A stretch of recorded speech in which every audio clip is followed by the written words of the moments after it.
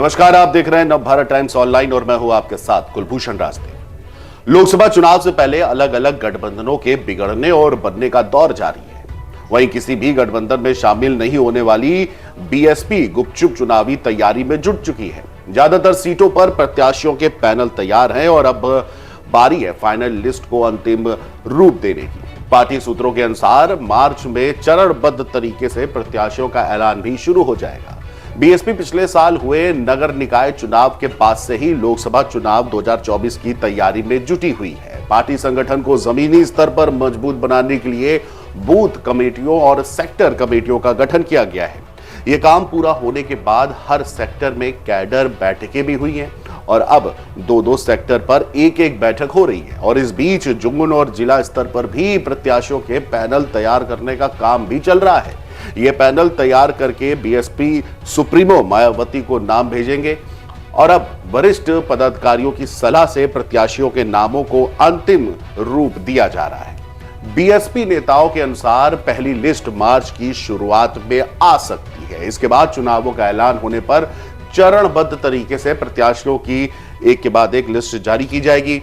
अब final list ही जारी की जाएगी। अंतिम समय में खास परिस्थितियों में ही कुछ बहुत बदलाव पार्टी में देखने को मिल सकते हैं। दूसरी ओर चुनाव से पहले गठबंधनों के बनने और बिगड़ने का दौर जारी है। किसी भी गठबंधन में शामिल नहीं होने वाली बसपा सुप्रीमो मायावती गुपचुप तरीके से चुनावी तैयारी में जुटी हुई है। ज्यादातर सीटों पर प्रत्याशियों के पैनल तैयार हैं।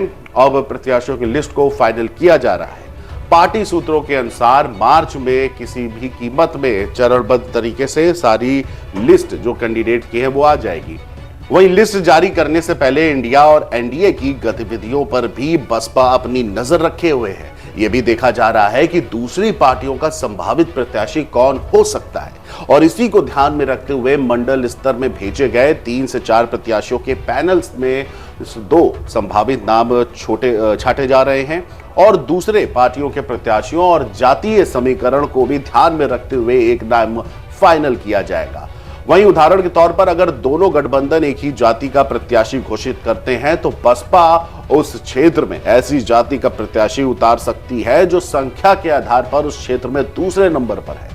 अगर गठबंधनों के प्रत्याशी अलग अलग जाति के हैं तो उनमें से किसी एक जाति के प्रत्याशी को भी उतारा जा सकता है। यह भी देखा जाएगा कि वह प्रत्याशी पार्टी के कैडर वोट के साथ अपनी ओर से कितना सरप्लस में वोट ला सकता है। तो कुल मिलाकर के बीएसपी जो है अब वो पूरी तरह से एक्टिव मोड पर आ चुकी है।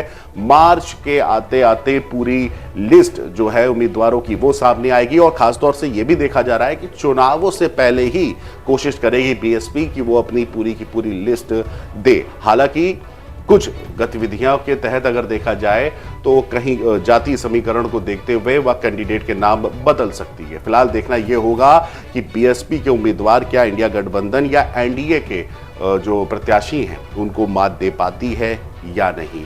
अभी के लिए इतना ही। देश दुनिया की तमाम बड़ी खबरों के लिए बने रहिए नवभारत टाइम्स ऑनलाइन के साथ। नमस्कार।